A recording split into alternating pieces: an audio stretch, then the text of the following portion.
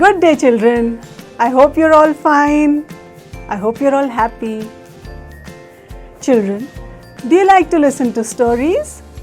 Yes, I'm sure you all do. Who tells you these stories? Your grandparents? Your parents? Your aunts, your uncles? Your teachers? Your friends?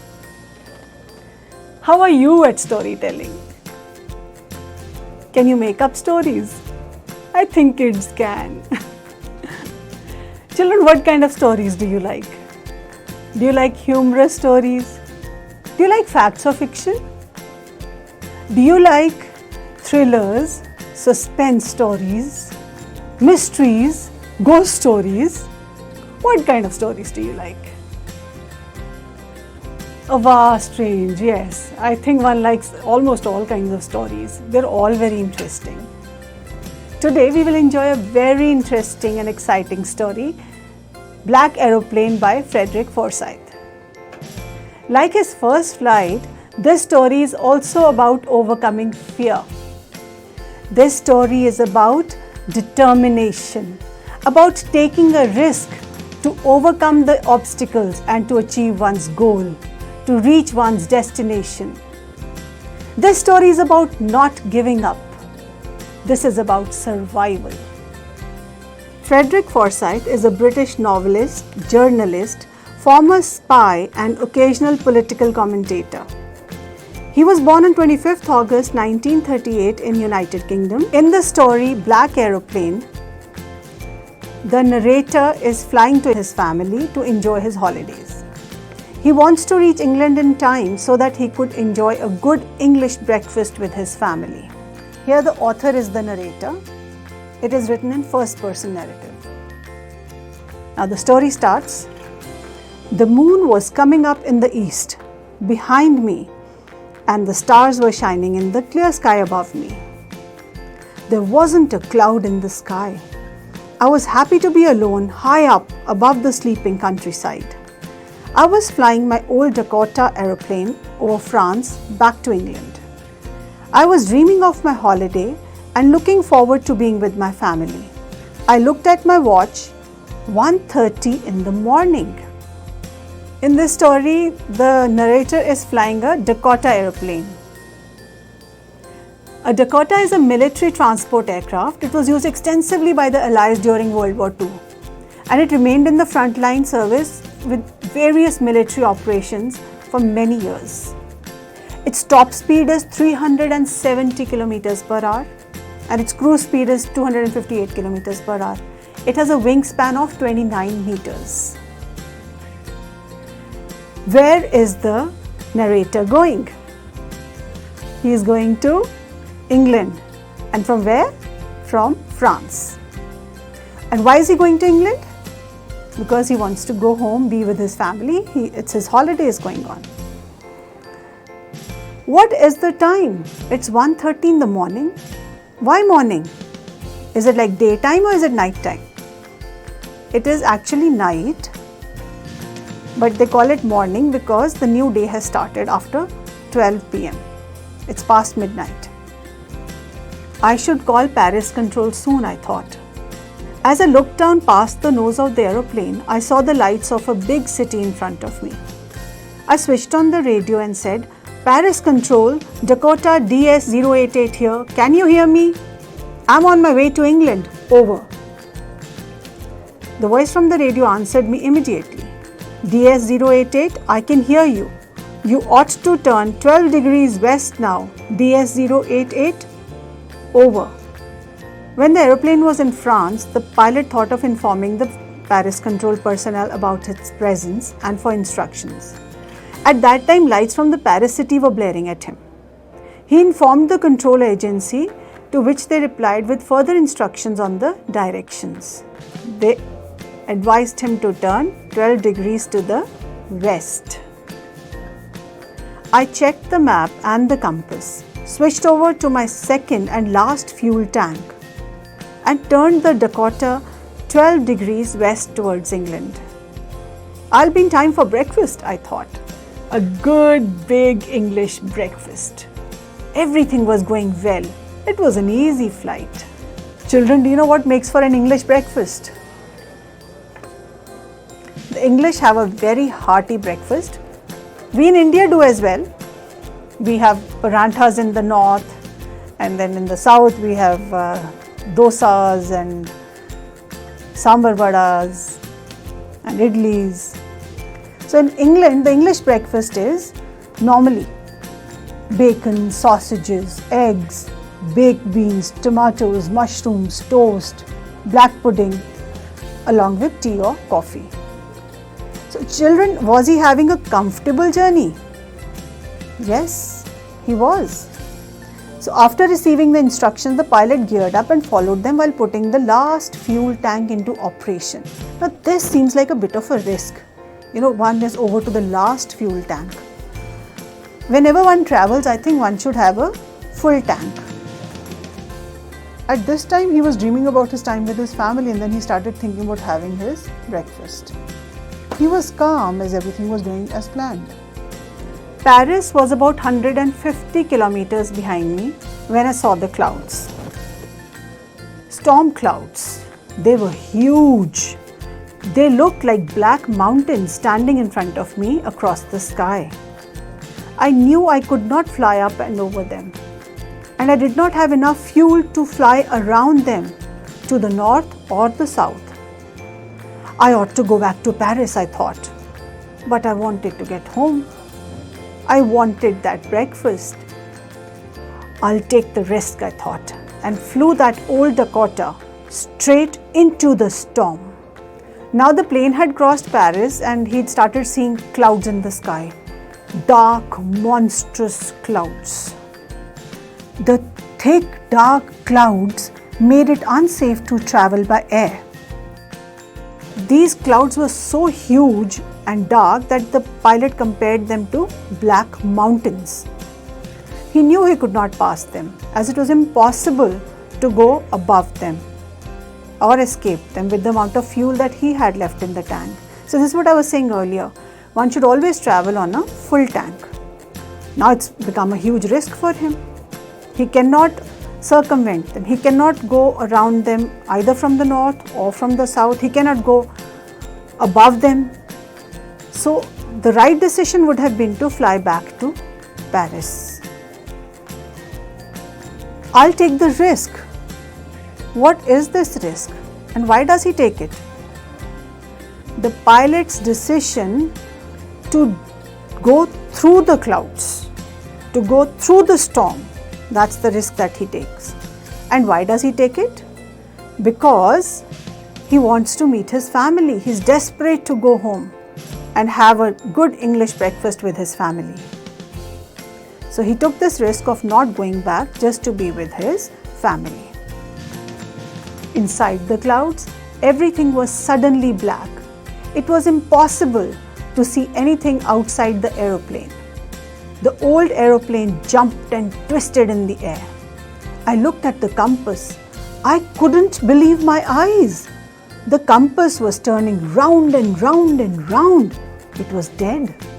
It would not work. The other instruments were suddenly dead too. I tried the radio.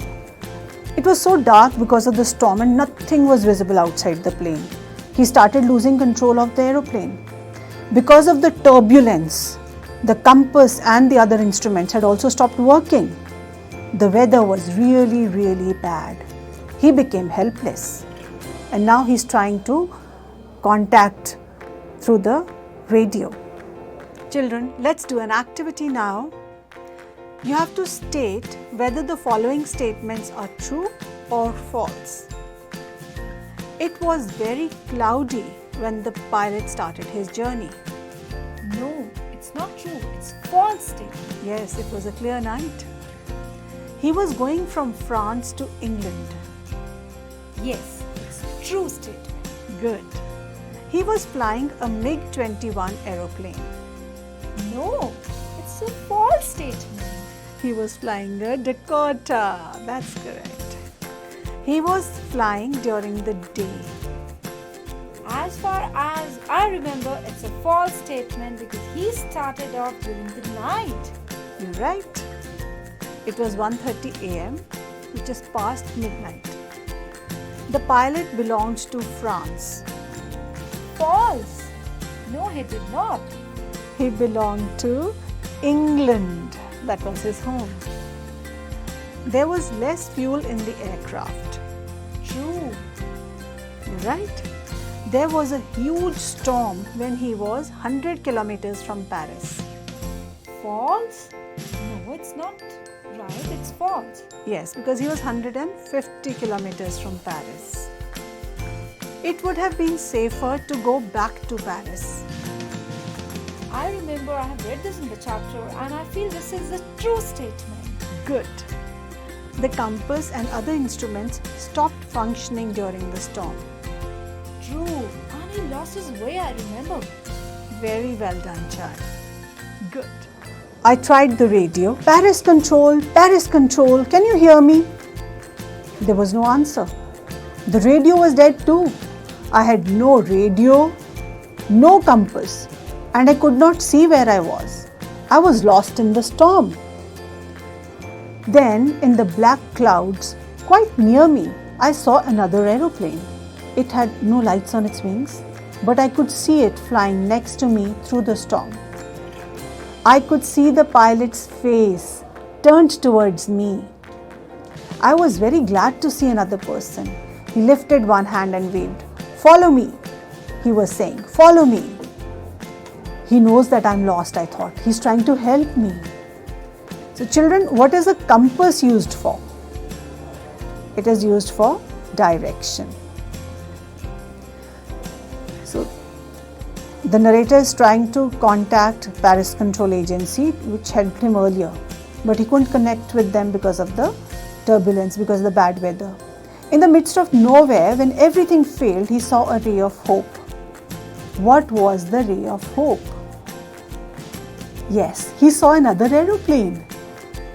He felt relieved when he saw another pilot's face, and the willingness to help him escape the storm. He thought to himself that the other pilot is very kind, and that he also knew that the narrator was in trouble, that he'd lost his way. And the other pilot, the pilot of the black aeroplane, was trying to help him. Children, this is mysterious. From where did the aeroplane come? Why were there no lights on the wings? And how did the pilot of the other aeroplane know that the narrator was lost? Can you see the mystery here, children? He turned his aeroplane slowly to the north, in front of my Dakota, so that it would be easier for me to follow him. I was very happy to go behind the strange aeroplane like an obedient child.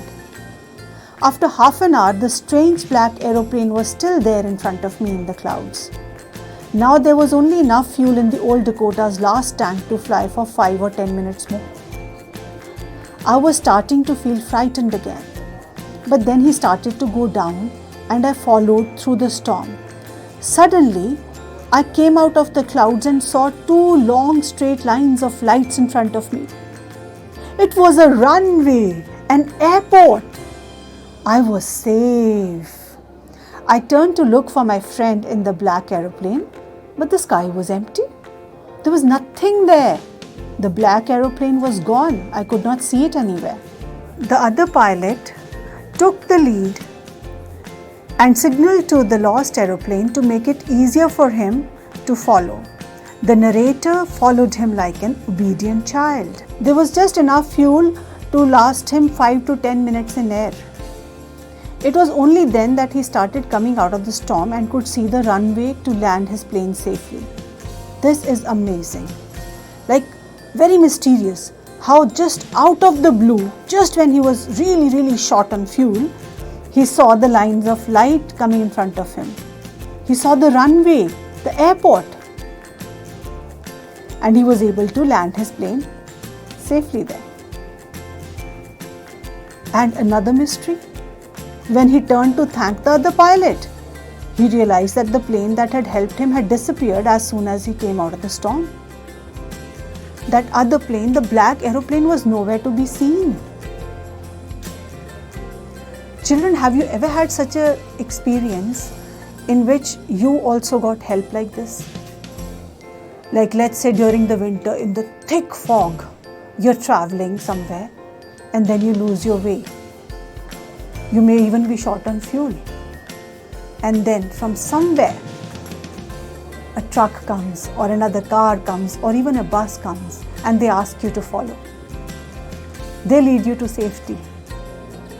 I've had a similar experience myself.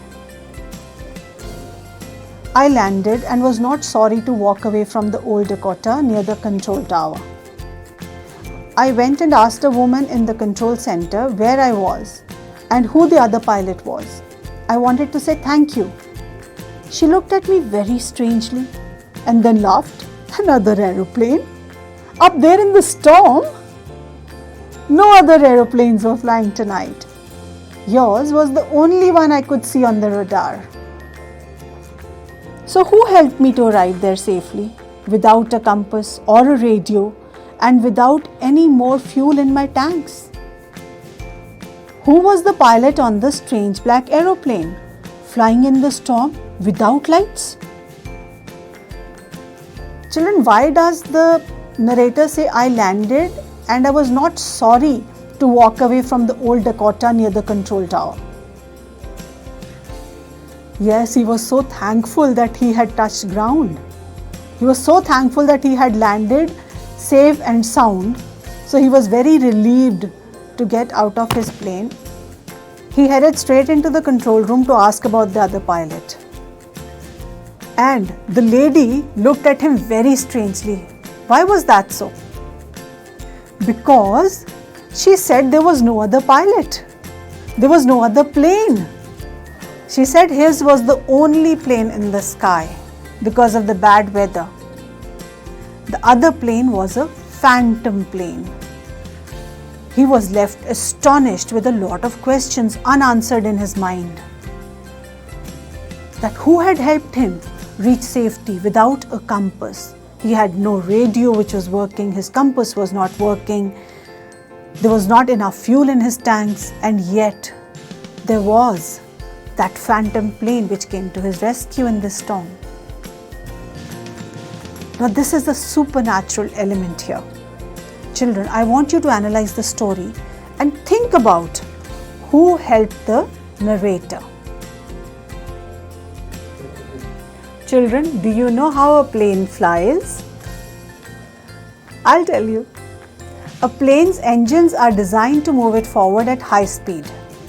That makes the air flow rapidly over the wings, which throw the air down towards the ground, generating an upward force called lift that overcomes the plane's weight and holds it in the sky. The wings force the air downwards and that pushes the plane upwards. Let's have a quiz now. The story Black Aeroplane was written by, the options are Liam O'Flaherty, Thomas Hardy, Frederick Forsyth, Anton Chekhov. Frederick Forsyth. Great. The next question is, the pilot looked forward to, the options are sleep, meet his family, meet his friends, new job. Meet his family. That's correct. The next question is, he contacted the control station at London, Paris, New Delhi, New York. Paris. Good. Paris.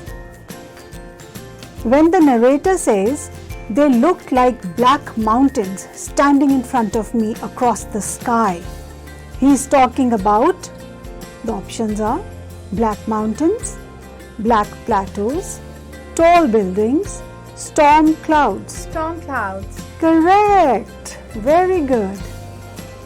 The next question is, the pilot took the risk of jumping from the plane, overloading the plane, flying into the storm, diving his plane. Flying into the storm. That's correct. Good. The next question is, when he saw dark clouds, the narrator's distance from Paris was 150 kilometers, 500 kilometers, 100 kilometers, 200 kilometers. 150 kilometers? That's correct. In the storm, the pilot could not see, speak, hear, jump. C. That is correct. Very well done in the quiz, child. Thank you so much, ma'am. Children, the next activity is to match the phrases in column A with their meanings in column B. The phrases are fly a flag, fly into range, fly along, fly high, fly the coop.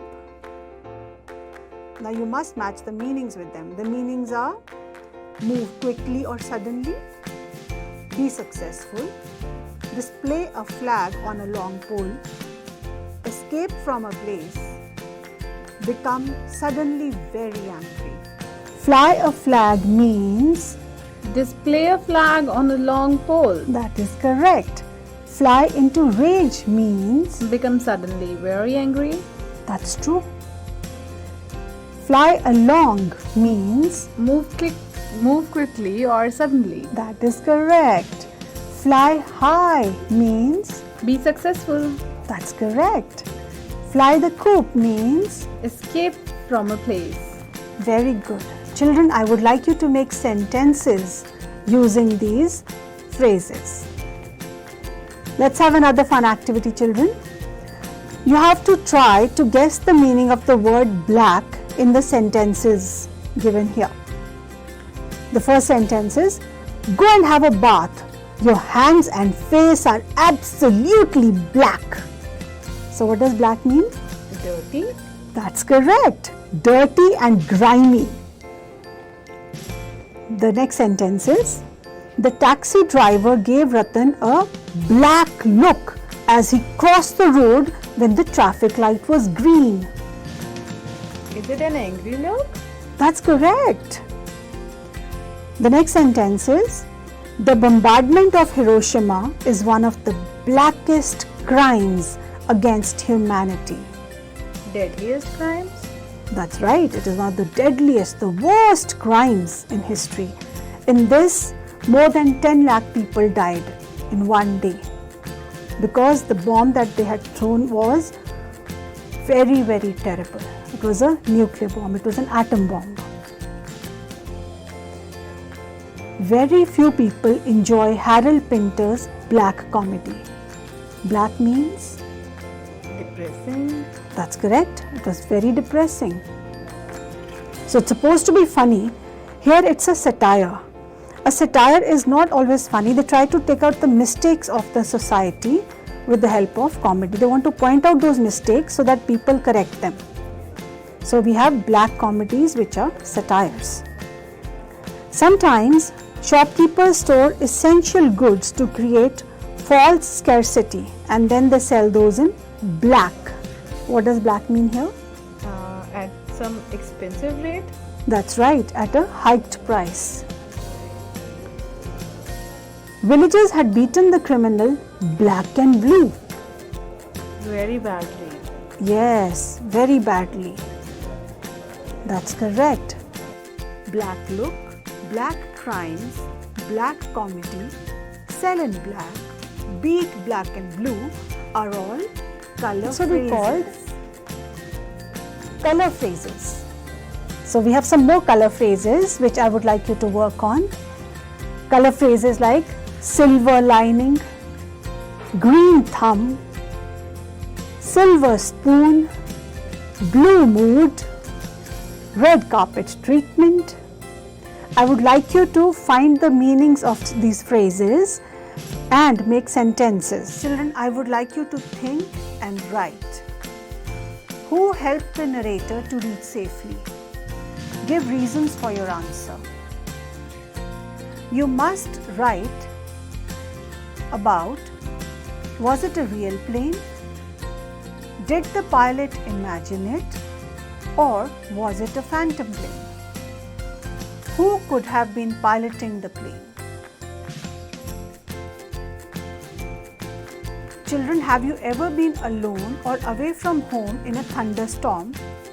Narrate your experience. Children, I would like you to write a mystery story. Make it very interesting. Children, I hope you enjoyed the story.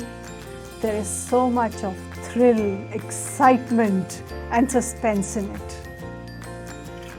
The story of the Black Aeroplane is open-ended. It leaves us wondering whether the plane really existed. Was it an imaginary aeroplane? Or was it a phantom? We are left wondering. But one thing we realize is, whatever it was, we have faith that yes, there is someone there taking care of us, someone there looking out for us.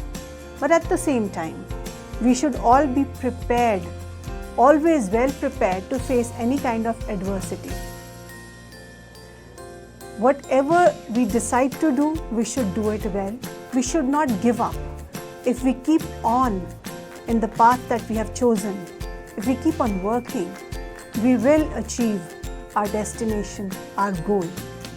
But at the same time, we should always be prepared to face any kind of difficulty, any kind of a situation.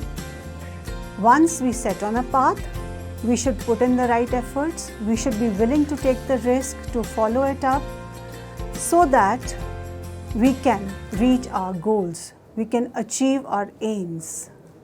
We should never give up.